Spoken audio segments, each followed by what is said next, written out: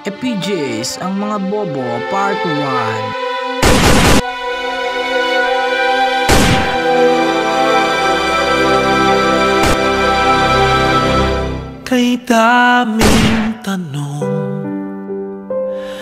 walang sagot. Nasasaktan, di alam ang dahilan.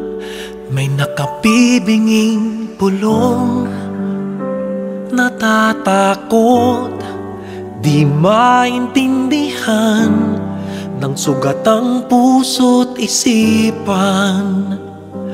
Manalig ng hindi maligaw sa dilim, may sasagot sa dalangin. Huwag kang... Ito po ang pagtatapos ng aming video.